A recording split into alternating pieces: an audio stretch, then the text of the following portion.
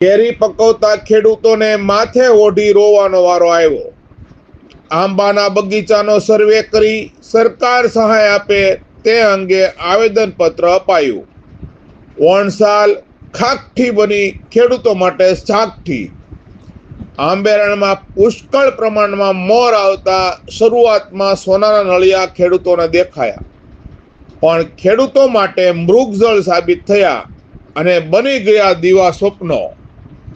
ઓણસાલ કેરીના પાક માટે અનુકૂળ વાતાવરણ ન હોવાને લીધે મગિયામાંથી ખાકઠી બંધાણી જ નહીં।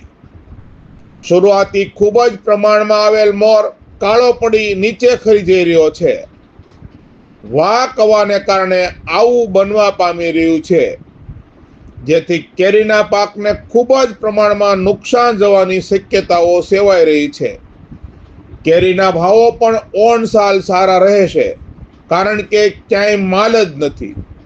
વિશેષમાં વિગતે વાત જો કરવામાં આવે તો અમરેલી જિલ્લામાં કેરી અને કેળાના ભાવ વચ્ચે વર્ષોથી વાદ વિવાદ ચાલી રહ્યો છે।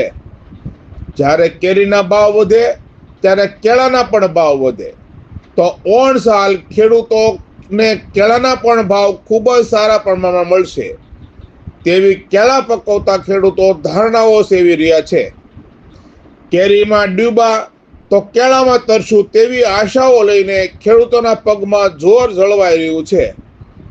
કેરીના પાકમાં ગયેલ નુકસાન અંગે સર્વે કરી ખેડૂતોને સહાય વળતર આપવા પ્રાંત અધિકારીને ઉનાને સહાય આપવા માંગ કરતો આવેદનપત્ર ખેડૂતો દ્વારા આપવામાં આવેલ છે।